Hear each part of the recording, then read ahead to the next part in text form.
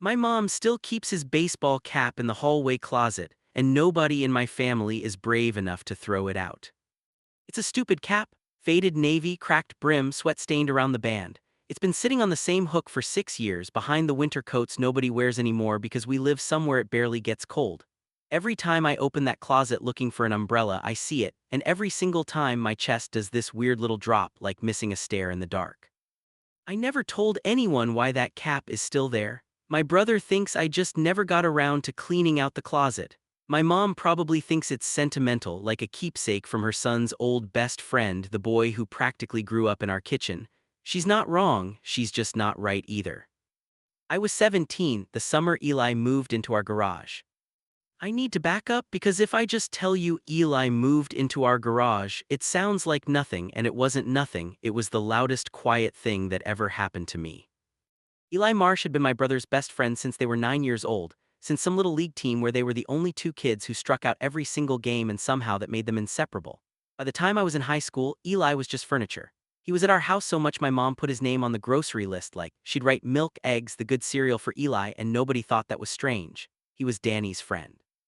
He called my dad Sir out of habit and called my mom Miss Carol even after she told him 100 times to just say Carol. He was tall in the way 17-year-olds get tall, like his body hadn't figured out what to do with the extra height yet, all elbows and ankles.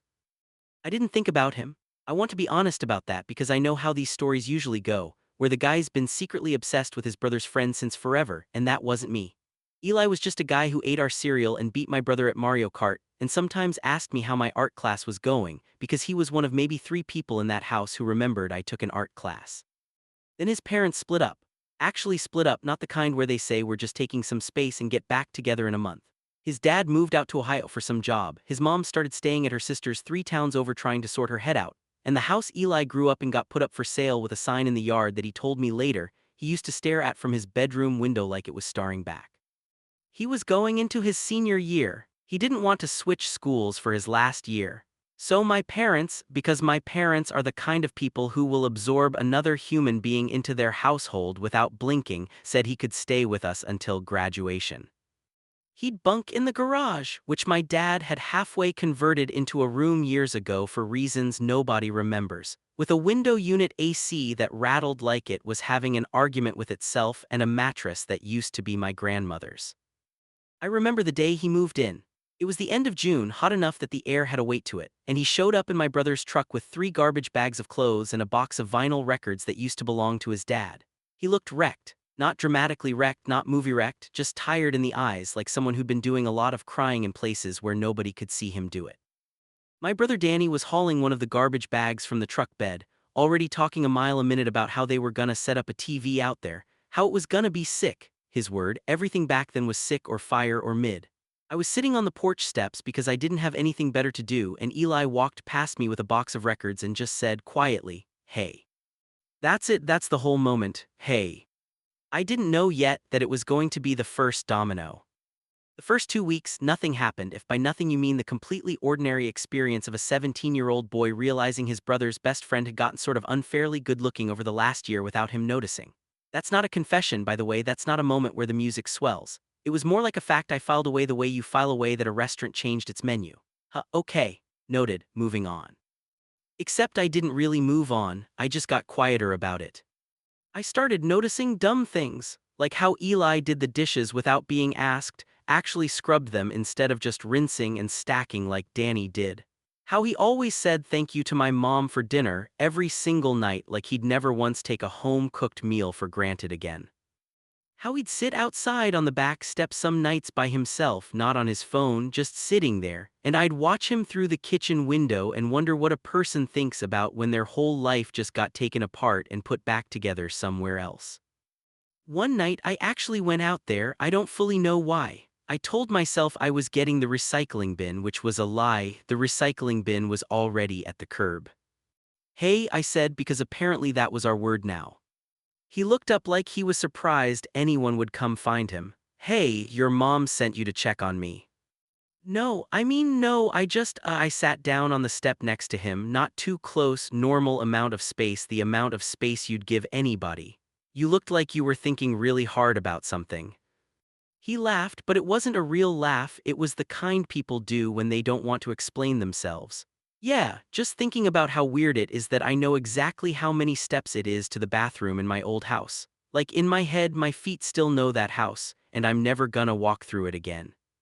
I didn't have anything smart to say to that. I was 17, what was I gonna say? I just said, "That sucks, man." Real eloquence, real Shakespeare. But he looked at me like I'd said the right thing anyway. "Yeah," he said, "it does." We sat out there another 20 minutes not saying much of anything. Crickets, a dog barking 2 yards over, the bug zapper my dad refused to take down even though my mom hated it. It wasn't a big moment. I want to be clear about that because if I dress it up as some huge romantic turning point, I'd be lying to you, and I promised myself I wouldn't do that with this story. It was just 20 minutes on some concrete steps.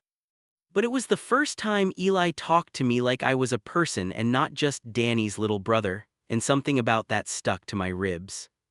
After that, it kept happening. Not every night, but enough nights. He'd be out there, I'd find a reason to be out there too, and we'd talk about nothing, music, whether our chemistry teacher was secretly a robot, this stray cat that kept showing up in our yard that Eli started leaving tuna out for even though my mom told him 3 times not to.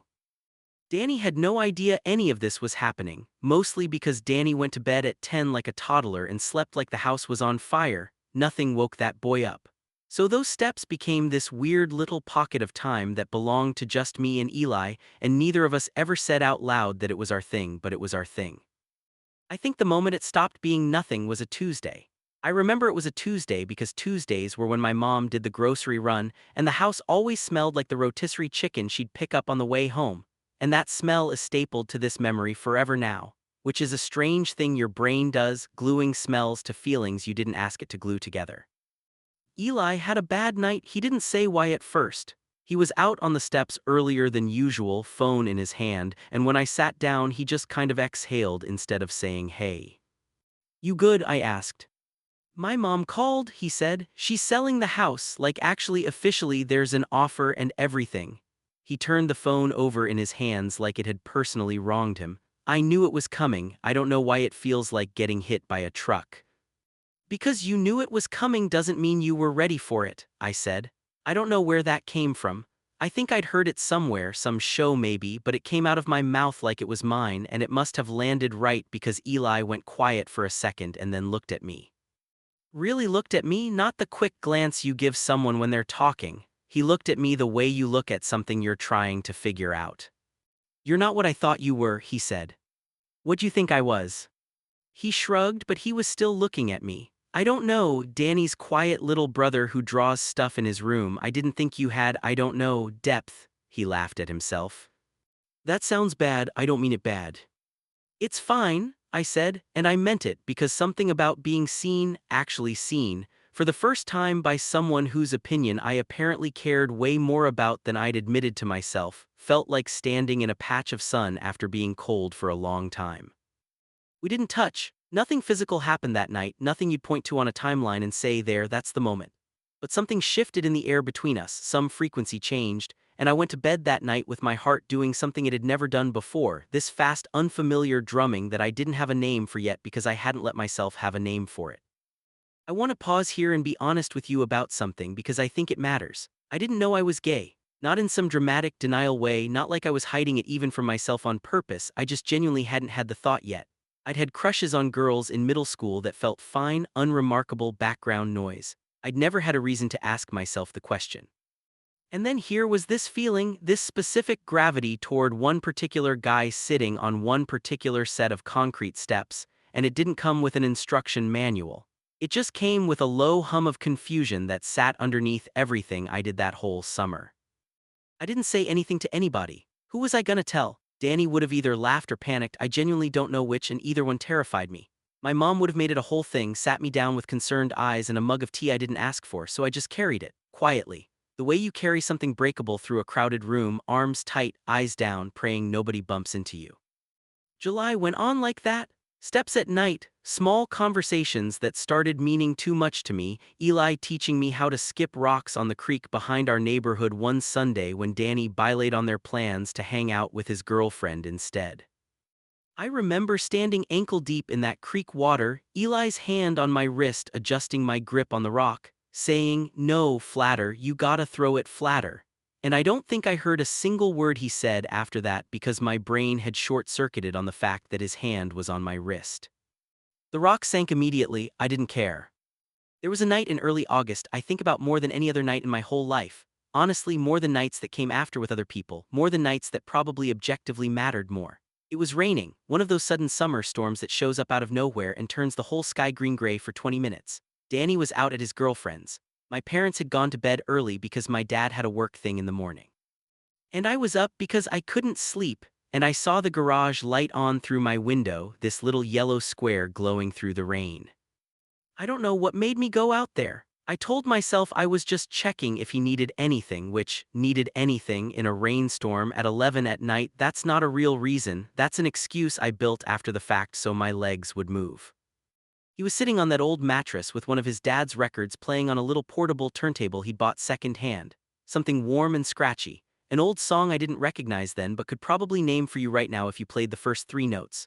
He looked up when I came in, rain soaking through my shirt because I hadn't grabbed a jacket, and he didn't say anything about the rain or ask why I was there. He just scooted over on the mattress, this small silent invitation, and I sat down. "Couldn't sleep either?" he asked. "No." We didn't say much for a while. The rain was loud on the garage roof, this steady drumming that made the quiet between us feel less awkward, like it was filling in the gaps for us. At some point his hand was close to mine on the mattress, not touching, just close, and I remember being so aware of that inch of space that I couldn't have told you a single word he said in the next 5 minutes if you'd asked me. "Can I tell you something weird?" he said eventually. "Yeah." "I think this summer, with everything falling apart with my parents, I think if I hadn't ended up here in your garage with your family being so," he stopped, searching for the word. "Normal, kind, whatever, I think I would have lost it, like actually losing it." He looked over at me. "And I think a big part of that is you. Which is a weird thing to say to your best friend's little brother, but I don't know, man, I'm just being honest." My heart was doing that drumming thing again, faster now, loud enough I was scared he could somehow hear it over the rain. "I'm glad you're here," I said, which felt like the understatement of my entire life. He kept looking at me. Neither of us moved for a second that felt like it stretched out longer than it should have, one of those moments where time gets thick and slow, like walking through water. And I still don't fully know which one of us moved first. I've replayed it so many times and I genuinely can't tell you. His hand found mine on the mattress. Just found it. Fingers slotting in next to mine, not gripping, just resting there, warm against the rain cold of my skin. Neither of us said anything about it. We just sat there, hands together, rain coming down, some scratchy old record playing, and it was the most anything had ever happened to me while absolutely nothing was happening at all. "I don't really know what this is," Eli said quietly after a while. I haven't ever felt like this about a guy before. I don't know if that's what this is. I don't know anything right now, I just know I don't want to move my hand." "Then don't," I said. He didn't. "I wish I could tell you that was the beginning of something easy. It wasn't. It was the beginning of something that felt like holding my breath for 2 months. Because here's the thing nobody tells you about falling for your brother's best friend while he's living in your garage. Every single day you have to sit at a dinner table with the person, pass the mashed potatoes to the person, watch your brother rest his arm around the person's shoulders like it's nothing, and act completely normal the entire time, while a whole secret universe is happening underneath the surface of your life that nobody else can see." We got careful, almost too careful. We stopped doing the porch steps thing as much because it felt too visible now, too much like something someone could catch. Instead, we found weirder pockets of time, early mornings before anyone else woke up, him finding excuses to walk with me to the corner store, texting each other from separate rooms of the same house like idiots. There was a specific kind of ache in loving someone you had to pretend, in front of everyone, you barely thought about.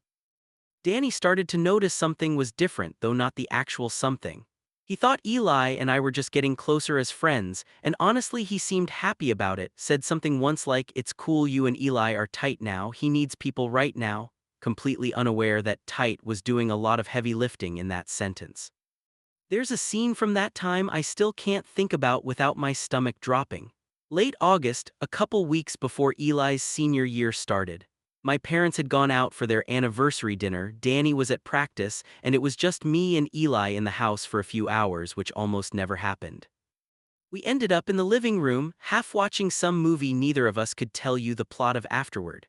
At some point, his arm went around me on the couch, and I leaned into him, and it felt like the most natural thing in the entire world, like my body had been waiting all summer for permission to do exactly that. "Can I ask you something?" he said into my hair, quiet. "Yeah." What are we doing? I like this. I like you. I've liked you for weeks and I didn't know how to say it because it felt insane saying that about my best friend's brother who's still in high school who I'm literally living with because his family took me in. It felt like the worst possible person to fall for, and I fell for you anyway. I didn't know what to say. I think I just turned and kissed him because I didn't trust my mouth to find the right words and my body apparently had more courage than my brain did. It was soft, careful, the kind of first kiss where you're both a little bit scared and a little bit sure at the same time. When we pulled back, he had this look on his face like he'd just gotten away with something, this small disbelieving smile, and I probably had the exact same one. Okay, he said, okay, wow. Yeah, I said, real articulate the story of my summer. That was maybe the best hour of my life up to that point. I know how that sounds. I know I'm 17 in this memory and everything feels enormous at 17, but I've had a lot of years since then to measure it against and it still holds up. Sitting on that couch, hands laced together, both of us grinning like idiots, terrified and thrilled in exactly equal amounts. We didn't get long before it got complicated. Nothing ever gets to just be good for long in these stories, does it? I used to think that was just how movies worked, but it turns out real life does it too. Danny found out 3 weeks later, and not in some gentle way either. He walked into the garage one night looking for a phone charger and found us, not doing anything you'd need to cover your kid's eyes for, just sitting close, my head on Eli's shoulder, hands together, the kind of position that doesn't need explaining to anyone who's ever had feelings for another person.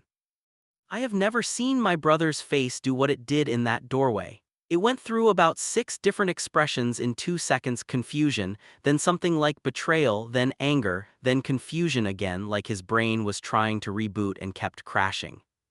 What is this? He said, not even a question really, more like a demand for the room to explain itself. Eli stood up so fast he nearly knocked over the turntable. Danny, man, let me. What is this? Danny said again, louder, and I watched my brother's hands ball into fists at his sides, not like he was going to hit anyone, more like he didn't know what else to do with them. I don't remember exactly what I said. I remember my voice shaking.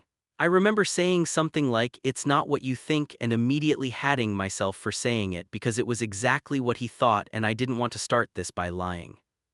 He's my brother, Danny said to Eli, and his voice cracked on the word brother in this way that told me this wasn't really about who I liked, this was about something deeper, some sense of his whole world rearranging itself without his permission. You live in our garage because my family took you in and you're messing around with my little brother.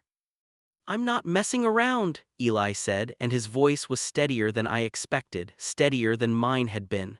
I care about him. This isn't I'm not using your family's kindness to mess with your brother, Danny. I would never do that to you. Get out, Danny said, not to me, to Eli. Just, I need you to get out of this room right now. Eli looked at me. I nodded small because I didn't know what else to do, and he left. And then it was just me and my brother in that garage with the rain-scratched record still spinning silently on the empty groove at the end of the side. This soft, repetitive scratching sound that felt way too loud in the silence. Danny didn't yell at me the way I thought he would. He just sat down on the mattress, hard like his legs had given out, and put his head in his hands. How long? He said. A few weeks since August. You're gay, he said, and it wasn't mean, it was just him trying the sentence out loud for the first time, testing the shape of it. I don't know what I am, I said honestly. I know I like him, that's the only part I'm sure of. He was quiet for a long time, long enough that I started to think he wasn't going to say anything else, that he was just going to sit there processing until the sun came up. I'm not mad you're gay, he finally said, which surprised me because I genuinely hadn't known what he was going to say next. I don't care about that. I do care, I want to understand it, but that's not, he rubbed his face. I'm mad because you didn't tell me, I'm mad because I found out by walking in on it instead of you trusting me enough to say it. And I'm freaked out because it's Eli. He's my best friend, I've known him since we were 9. This is going to change everything between us and I don't know how, and I don't know how to feel about that yet. I'm sorry, I said, and I meant it. Even though I wasn't sorry about Eli, I was sorry about the way he found out, about the years I'd apparently need to make up for in trust. We didn't fix it that night. I want to be honest about that too, because I think stories like this sometimes wrap things up too neatly, too fast, and that's not how it actually goes. Danny didn't hug me and say he loved me no matter what right there in the garage. He got up and walked past me into the house without another word, and I stood there alone for a long time before I finally went inside too. The next 2 weeks were some of the worst of my life. Danny barely spoke to me. He definitely barely spoke to Eli. I'd hear them in the kitchen, this stiff, careful politeness between two people who used to talk over each other constantly, finishing each other's sentences, and now they were saying things like, "Hey, can you pass the milk," like strangers sharing an apartment. My parents didn't know yet. That was its own kind of pressure sitting on my chest all day every day, wondering when it would come out, wondering how they'd take it, running 100 different versions of that conversation in my head at 2 in the morning when I couldn't sleep. Eli and I barely got to talk during that stretch either, not really talk, not the way we used to on those porch steps. Every conversation felt like it had an audience even when it didn't, like we were both flinching, waiting for the next bad thing to happen. I remember one night finding him out back again, same spot, same steps, months after that first hey that started all of this. He looked tired in a different way now, not summer tired, this new deeper tired. "I think I made a huge mess of your family," he said before I even sat down. "You didn't make a mess of anything," I said. "I mean, okay, we made a mess together, it's not just on you." "Danny won't really look at me. I've known that guy for 8 years and now he can't even look at me, and I did that." He picked at a loose thread on his sleeve. "Maybe I should have said something to him myself before he found out. Maybe I should have had more control over, I don't know, myself around you this whole summer." Something in me went cold hearing that, like he was one sentence away from saying this had all been a mistake. "Do you regret it?" I asked, and I hated how small my voice sounded asking it. He looked at me fast, like the question had actually hurt him. "No, God no, I don't regret you. I regret how it came out. I regret hurting Danny, but I don't regret this." He reached over and took my hand right there in the open, no caution left in it at all. "I'm not going anywhere. I just need us to figure out how to fix this with your family because I actually care about all of you, not just you." That helped. It didn't fix everything, but it helped, hearing him say it plainly like that, no hedging. The thing that finally broke the ice with Danny wasn't some big dramatic speech. It was smaller than that and honestly kind of funny in hindsight. Danny's girlfriend dumped him, unrelated, totally separate crisis. Teenage boys apparently cannot go 2 months without some kind of heartbreak happening in the house, and he was a wreck about it, sulking around, barely eating. And it was Eli who sat with him on the porch steps, our steps, and just talked him through it for 2 hours the way you'd talk to your best friend, because that's what he was, under everything else, still Danny's best friend first. I watched them through the window. I watched my brother laugh for the first time in weeks at something Eli said, this real laugh, not a polite one, and something eased in my chest watching it, like maybe the friendship underneath all of this was strong enough to hold the weight of what had changed. Later that night, Danny found me in my room. He stood in the doorway a while before he actually came in and sat on the edge of my bed. "I'm still figuring this out," he said. "Like the whole you and him, all of it. I'm not gonna pretend I've got it all sorted in my head yet, but I talked to him tonight and he's still Eli, you know, same guy, just apparently also into my brother, which I'm gonna need some time to not find weird, no offense." "None taken," I said, and I actually laughed a little for the first time in weeks. "I love you," Danny said, kind of awkwardly, like the sentence didn't come naturally to him even though I knew he meant it. "That doesn't change. I just need you to actually tell me things next time. Don't make me walk in on stuff. That's the part that really got me more than any of the rest of it." "Okay," I said, "I promise." We didn't hug or cry or do anything movie-worthy. He just sort of nodded and left, and that was somehow exactly enough. Telling my parents ended up being its own whole chapter, one I won't drag out too long because honestly, compared to everything with Danny, it was almost anticlimactic. My mom cried a little, but it was the good kind of crying, the kind where she kept saying, "I just want you happy, baby. That's all I've ever wanted," over and over until I made her stop by hugging her.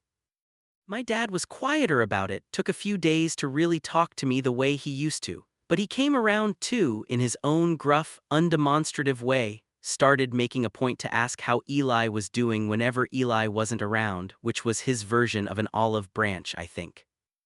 Eli finished out his senior year still living in our garage, still eating dinner at our table every night, except now when his hand found mine under the table, nobody had to pretend not to notice. We had almost a full year together after that. I say almost because I promised myself I'd tell this story honestly, and honest means telling you it didn't last forever, at least not in the way either of us pictured that August under the rain. Eli graduated in the spring.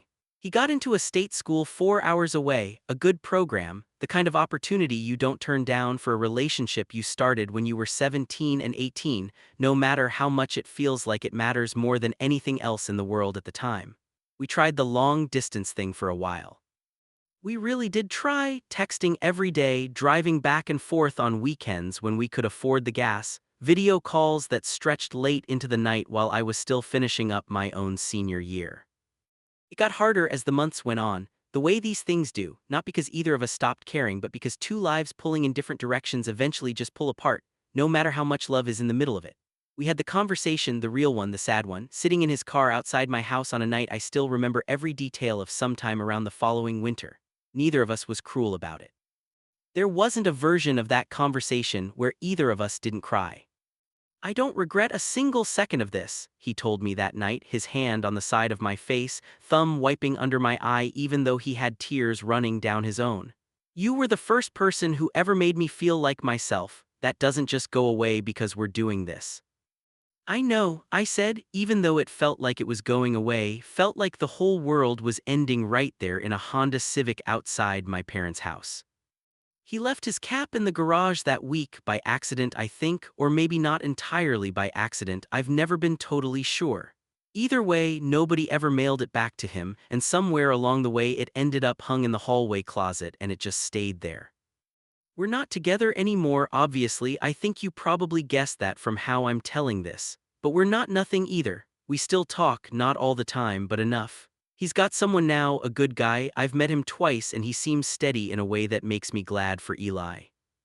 I've had my own relationships since, some that mattered, one that mattered a lot, though none of them replaced what that summer was, because I don't think first loves are supposed to be replaced. I think they're supposed to just sit somewhere permanent in you, a room you don't visit often but never quite lock either.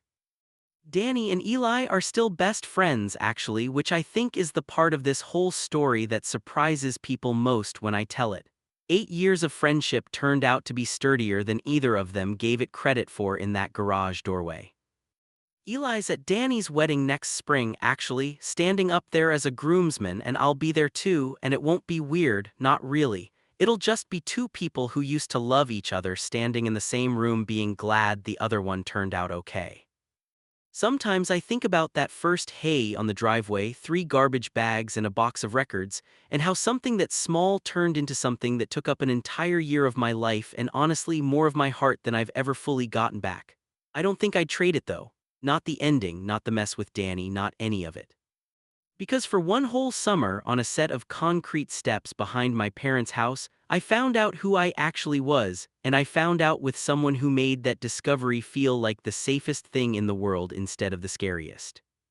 The cap's still in the closet.